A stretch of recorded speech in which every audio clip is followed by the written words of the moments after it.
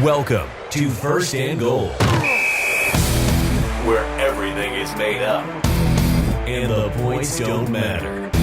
Get ready for the latest and hottest topics in the SML. Let's get started. Here's your host, Mad Bomber.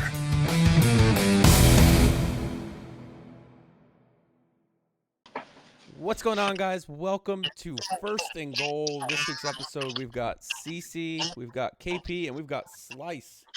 All right, guys, so the college football playoffs getting ready to start, so I'm going to jump right into this.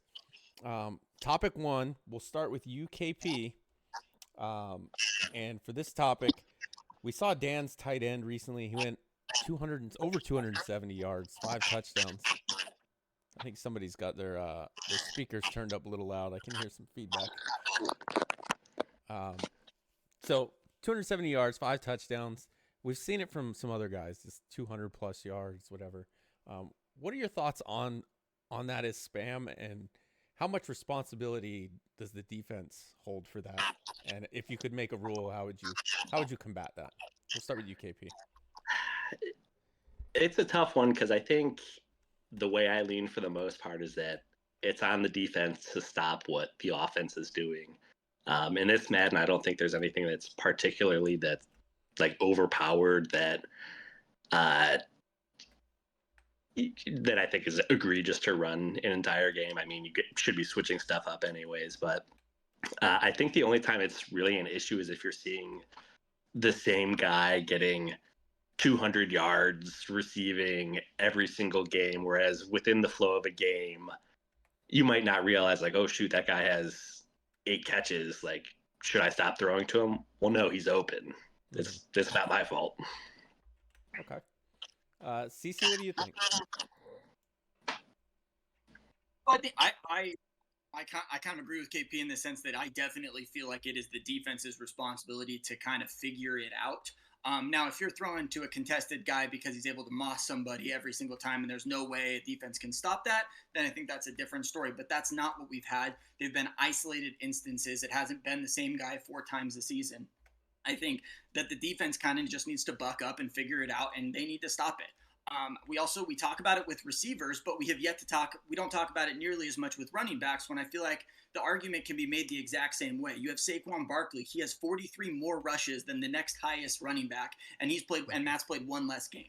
You have Trey Benson, who's played 3 less games than anybody else, and he still has the most yards by, I think it's like 15 yards, but he still has 5 more touchdowns than the next highest running back. So I feel like if we're limiting passing in situations like that, I don't think a rule can combat that, because that's just so much that we have to change. And I mean, it's a game. Defense has got to step up. You've got to stop the guy, otherwise you're screwed. Okay. 2 out of 3 think the defense is at fault. Slice, what do you think? Yeah, I think context matters. I think both gentlemen raised a good point of at some point you got to adjust. I think context matters in the sense one-offs, like we've seen in a lot of instances. Chalk it up to EA being EA, bad schemes, taking what you can get. I think when you see it repetitively, maybe a certain guy always spams his rookie skill guys, or there's a speed demon that's continually getting, thrown deep. Then at that point, you kind of evaluate, okay, trend versus isolation. I don't think I'd make a rule given the sim rules we have. I think given that we all trust the experience and kind of knowledge of the gameplay committee, I don't think rules are needed. I've only seen, since I've been here, only my 2nd season. I think they've been isolated incidents. Nobody who I'd go, we keep seeing the same dude or the same type of players habitually getting spammed over and over again. I think bottom line, it's a football game. It's a video game. Things are going to go down south at times, but adjust, get better, learn, or expect to get torn up by the same things. Okay. All right, moving on to topic 2. CC, we'll start with you. I don't know if you guys were all in the chat or caught it the next day, but recent fireworks between KP and Soda after their last-second thriller. What are your thoughts on trash talk as a whole, and does that one even fall under trash talk? I think that's a tough situation. Going to the original one, what are my thoughts on trash talk? I think trash talk is awesome. I think when you're playing somebody, when you have a rivalry with somebody, I think that trash talk is very healthy, and in a group of a lot of people. I think that there are places for trash talk. However, I don't think that extreme to that level, when it starts to get personal, when there start to be attacks, when there starts to be things that are not game related that we're talking about here, I think then you kind of start going into a little bit tougher waters. It's the same reason why we have the rules in police and chat not talking about certain things, because it just evolves and then we just don't end up having fun. There's sides, and then it turns into more than just a game. A bunch of guys just wanting to have fun playing Madden. All right, Slice, you're one of the guys that seems to have a decent rivalry going right now with Eddie. What are your thoughts on trash talk? Definitely, I think given whether we're in a video game chat playing Madden, I know a bunch of us have been athletes or in athletics, coached. I think healthy trash talk is necessary. If anything, it's entertaining. I think it keeps chat lively. I think it's probably why some folks tune into streams. I love talking trash about the people playing. I don't mic up during games. Maybe I should, especially against Eddie, because I talk trash during those games for him. I think it's that fine line of, when's it healthy? When's it about the game? And when's it become a little more personal? When's it become driven a little bit more by emotion than the trash talk? If you're taking L's on the field, you can't take them in chat by devolving too quick. And I think there's nuance to that. Some people juggle it a little better. Some people recover from it better than others. But being newer, I'm going to chalk what happened the other night as like a one-off. Not a trend I see happening so far, so I'm not too worried about it. But one of those things I'm hoping it gets cleaned up in the future for as long as I'm able to be in this league. But healthy dose, good. All right. And KP, what are your thoughts? So trash talking isn't really for me, but I don't necessarily have a problem with other people doing it. I think one of the things that's important in a league like this is knowing who you're potentially trash talking. Are they a willing participant, or are you just talking trash on someone who is just going to take it and isn't going to say anything back because that's just uncomfortable? I think with QP and Soda, it was a bad beat for QP, and I feel like that was a situation of, maybe step away from the chat for a little bit before, if you wanted to do some trash talking, so that way you don't edge into the maybe getting a little too personal. I think they both said some things that they maybe wish they didn't say. But I mean, I think trash talk can be healthy for a league. It's just knowing who wants the smoke and who has no interest. Okay, yeah, I think you gotta know who you're talking to. All right, topic 3, and we'll go. NFL playoffs are about to begin, Slice. And so the SML cycle starting to hit the back half. We go all the way till late July, early August usually. What are your impressions of the game so far, maybe in comparison to other iterations?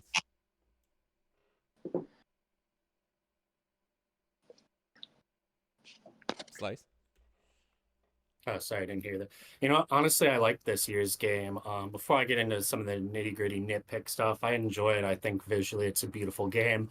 I feel like the motions and some of the animations, besides the EAVS, feels really good. I'm loving the immersion this year. It's got that RPG aspect of it with the coaching abilities, play sheets, just seeing some of like the storylines you got going on for drafts. I think they did a lot of good immersion aspects. Besides that, really, it's EA being EA. Whenever they fix something, they break something. I think Camp Counselor is a bad feature with the stackability. We had that one patch where could go however far up and they were unguardable. We had the downstemmed corners that got that crazy speed boost. We saw some speed boost for quarterbacks and other skill group guys coming over from college football that got toned down, but really my biggest gripe is probably just the porous defense with AI. I think that goes back to our first question, but it's one of those things, you got to live with it. You got to learn from it. We can complain. There's always going to be something, but really liking this year's game. Okay. KP, how about you? How do you feel about this year's game?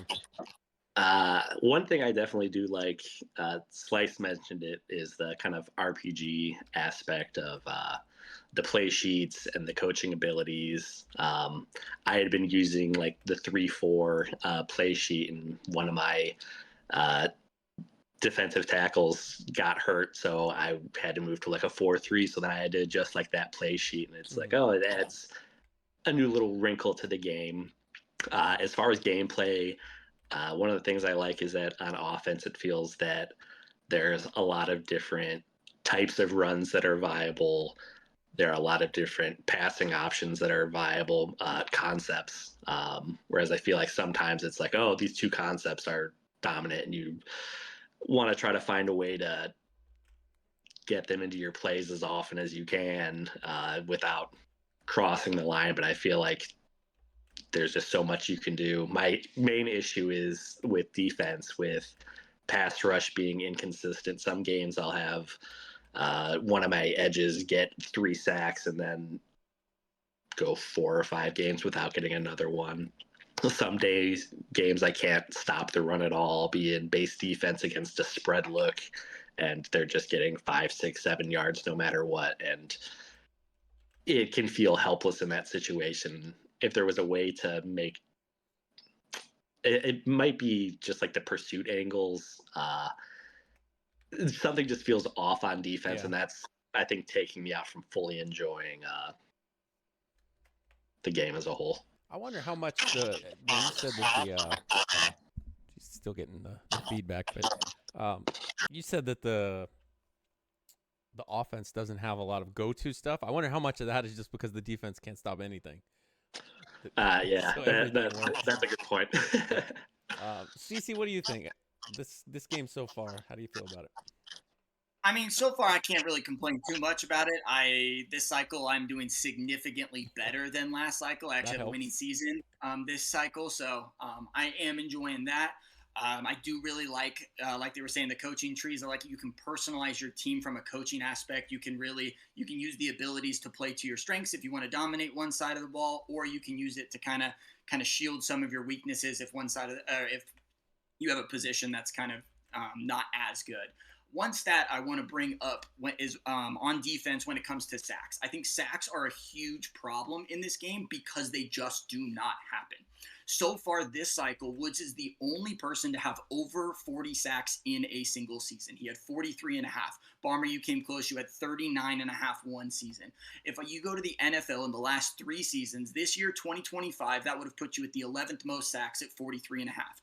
2024, that would have put you at the 10th most sacks, and 2023, that would put you at the 18th most sacks in the NFL season. So we're getting about 10 to 15 less on the high-end sacks. And a sack on a drive derails everything almost. I know passing's better, but if you can get a sack on first or second down, then they're having to really be methodical in picking up 5 or 6 yards minimum per play. And I think if EA can figure out a way to make sacks more prevalent, if you have good defensive linemen, then I think that would do a lot to kind of balance out the offense and the defense. Funny enough, if they would just make it like it plays in practice, I think we'd have no problem, because I can't get a throw off in practice. It's impossible. All right, so KP, we'll start with you. Final question. Relatively low turnovers so far this cycle. I think we lost 4 maybe. What former SML member, or if you can't think of a former one, maybe a current primer member you'd like to see called up? And we'll start with you, KP. My top choice would be Double Rice No Bean. He's active in chat. He has good gameplay. He would do the Duck Kings with Doink. He was a good content producer. He did commentary on games. He was just, I feel like, a great person to have in the league, in the chat, and just seemed like a decent guy overall. I guess one con with him is he might be a serial killer, but that's unproven, so we don't really know. You don't know how many of those we have already. So. All right. CC, how about you? Who would you like to see back? I mean, as this is only my second cycle, I haven't really seen a lot of the long-term guys leave. A lot of the guys like No Rice, No Bean, QB, they all left early before I really got a chance to know them. People leave for their own reasons, and so if they don't love it, it really is going to hamper kind of the culture that you guys as the admin team have built in the SML. So there's not really a specific person I would like to bring back, but there are things about some of the vets that have left that I really did enjoy. So Paulie, his energy and his commentary, that doesn't really get replaced. He was always active for that, and so that is truly invaluable to a league. With Grimm, I really do miss 15 messages from the same 30-year-old 87 speed cornerback every single season asking if I want to trade a second for him. I really enjoyed that. I do miss that. And the other one is Smokey, because of him and Not Nice's podcast. Say what you want. If you loved it or you hated it, everybody was listening. Everybody was watching, and we were always talking about it. And I think kind of that idea, kind of what KP was talking about, content, bringing content that people do listen to and react to, I think is really good for a user league like this. All right. And Slice, how about you? I figure yours is probably going to be more a primer guy, but what do you think?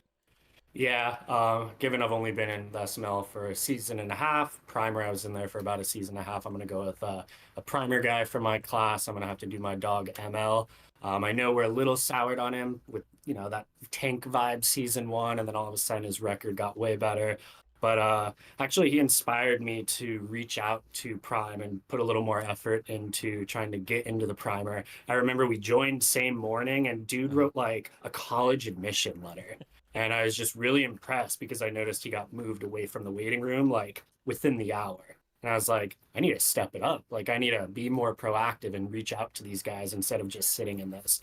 And, seeing him in chat, I know he's got a busy life, but still always tries to be in chat. Felt like he was really intentional when he was in chat. One of my favorite things, some of his trades were controversial, but I really like a guy in a league who's not afraid to shake up his team, especially when he's lower half of a league where it's like, okay, I'm not going to keep doing the same thing that's not working. That's the definition of insanity. Let's try to shake up this team. Let's try to improve this roster, even if it maybe means overpaying a little bit or not everybody's going to agree with the trade. I enjoyed watching him shake up that team. I do think, similar to what was echoed earlier from KP, I do think if he were to find a true home in the SML and to have a better shot at getting a call-up, well, he had some content. Me making that jump, I'm realizing the content needs to jump with you as well. So some of the things that got him going in primer that I liked seeing with ML, I feel like to make that step up, he has to find other ways to step up. But miss chatting with the dude. Wouldn't mind seeing him come up one day when a spot opened. Yeah, he's probably on the short list too. If it wasn't for that 3-win season, then sending me his first and then having like an 8-win season. But no big deal. So that's going to leave our scores. CC was 67, KP was 68, Slice was 69, but KP gets 2 bonus points for being a Browns fan. So KP, you win tonight's episode. These 10 seconds are all yours. Everybody, be good to each other, love one another, get your pet spayed and neutered. All right. You heard it from Bob Barker. And that's going to do it for this night's episode of First and Goal. See you guys next time. Thanks for listening to First and Goal. Be sure to check out Mad Bomber TV on Twitch and YouTube for the latest from the SML. And we'll see you next time on First and Goal.